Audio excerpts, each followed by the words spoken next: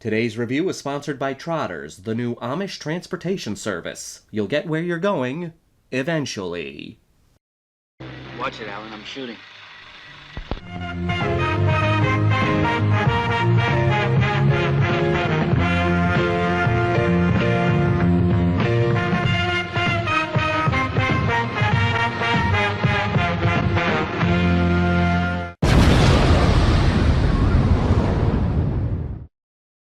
Videodrome.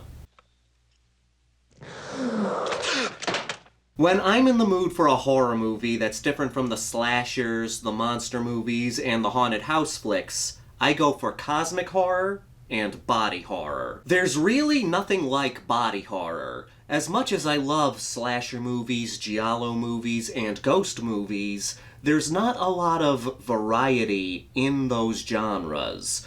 But with body horror, it's rare to find two movies that are alike. Videodrome is death.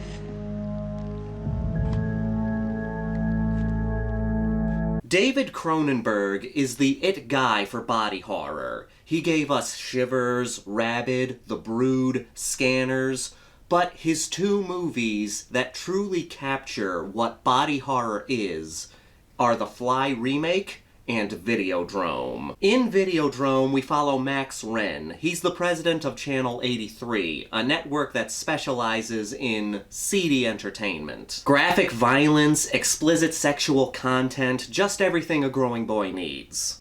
Your television station offers its viewers everything from softcore pornography to hardcore violence. Why? Well, it's a matter of economics, Rena. We're small.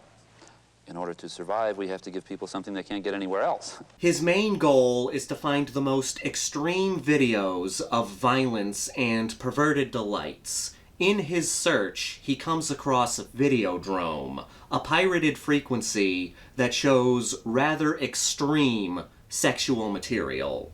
Murder, mutilation. We never leave that room. Oh, it's a real sicko.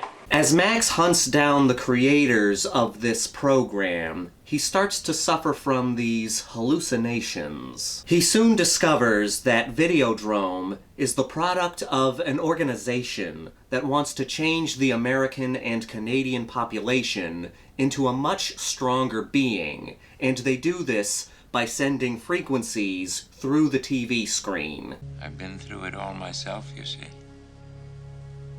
Your reality is already half video hallucination. What makes body horror scary is just that, the horrors of the body. It focuses on the idea that our bodies can turn against us. It's symbolic of diseases like cancer and AIDS. This is taken to the extreme in these movies, with grotesque imagery and disfigurements. In the case of Videodrome, Max is experiencing these hallucinations and changes in his body. It's one of those movies that can be interpreted in different ways. I've got something I want to play for you. Oh my God! Some people see it as all this freaky shit is just happening in his mind. He's an unreliable narrator because the frequency that is Videodrome is messing up his head. But at the same time, this frequency is changing his body. It's creating a tumor in his brain, and that tumor is actually a new organ, and it's that new organ that's making all these changes. I was Videodrome's first victim. The other way you can interpret it is that Videodrome is giving Max the ability to make his hallucinations a reality.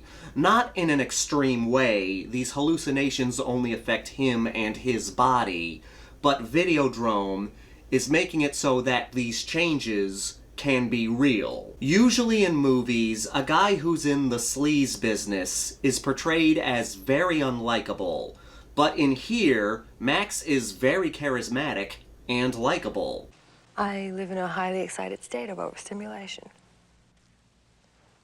Listen, I'd really like to take you out to dinner tonight.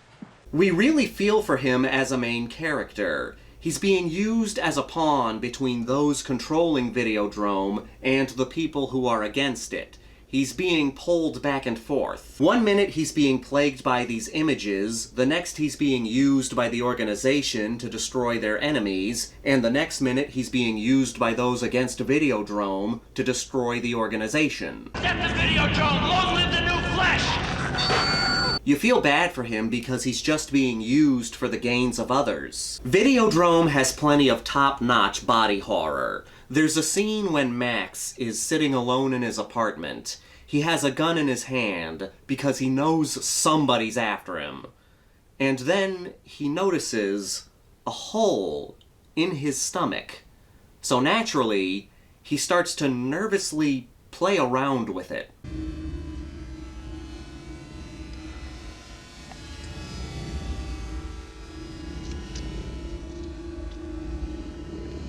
The first reaction anybody has while watching this is, why the fuck are you playing around with a weird hole in your stomach?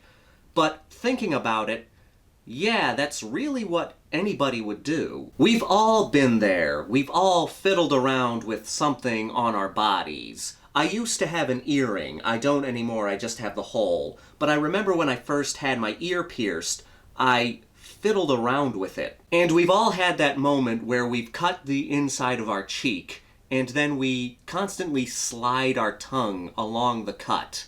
We know we're not supposed to, but we do it anyway.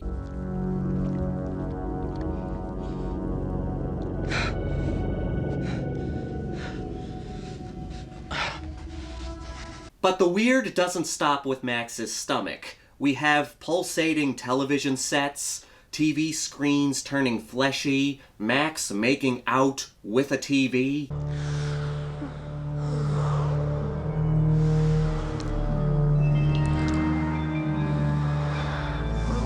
There are two great kills in Videodrome. I don't want to spoil them here, but I will say two words. Tumor, gun. I'll leave it at that. The effects work was done by Rick Baker, the same guy who gave us that amazing transformation sequence in American Werewolf in London. He does a great job at bringing these weird images to life.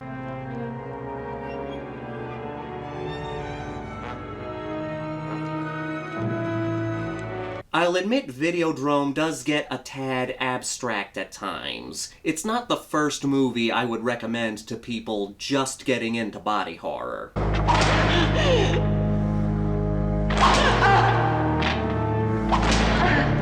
It gets pretty weird in certain scenes. Nowhere near the levels of movies like Eraserhead. It never gets that bizarre. The story is still coherent. I'm gonna try to get into the philosophy of Videodrome, but I'll admit I'm not the most qualified person for that. I'm just a guy who likes movies. I'll leave a link down below to a video by Renegade Cuts that will explain it much better than I can. Videodrome is a movie about how technology changes us, how it's become such a huge part of our lives, and in many ways has become a part of us.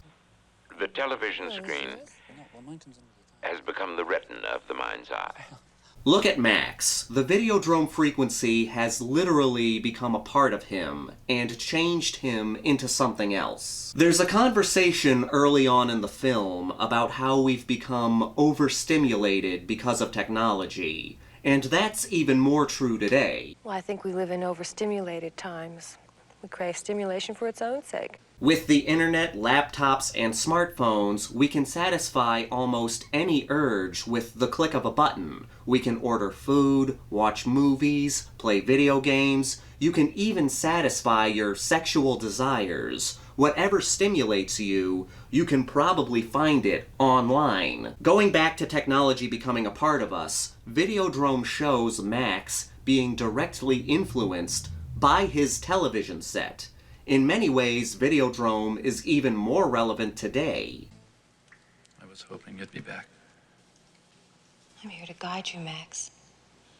I've learned a lot since I last saw you. Look at all the people out there whose lives depend on technology. How many of you are pretty much attached to your phone? You'd be lost without it. Look at all the people who make a living by making YouTube videos, Dead meat, PewDiePie, makeup gurus, daily vloggers. Their lives depend on you watching them on your computer screen or your smartphone. Max's case can be viewed as a much more extreme fusion with technology, but if you look around, we're not too far off from that. What phase is that? Your body has already done a lot of changing, but that's only the beginning. But enough of this deep philosophical shit, let's get to the Grindhouse rankings. We've got a body count of about 7, give or take a kill or 2. The kills consist of, but are not limited to, gunshots, body horror mutilations, and death by tumor gun. It fits the body horror requirements with bizarre bodily transformations and abnormal deaths. It can be a little abstract at times, but it still makes sense. The nudity is on the high, but mostly due to characters watching it on TV screens. We feel for Max as he goes through this nightmare, and the practical gore effects are very well done. This is a strong 4.8 out of 5. I wouldn't necessarily recommend this to somebody just getting into body horror, though. I would suggest developing a taste for the genre before diving into Videodrome. Start with other Cronenberg movies like The Fly and Scanners. I think it will help you appreciate this movie even more. As always, I want to thank all of you for watching and supporting my channel. If you're new here, please subscribe and give this video a thumbs up if you like what I do here, or give it a thumbs down if you don't like what I do here. Leave a comment down below. Let me know your favorite body horror movie. This is the Maniac, here to remind you that the Grindhouse will never die. Death to Videodrome, long live the new flesh.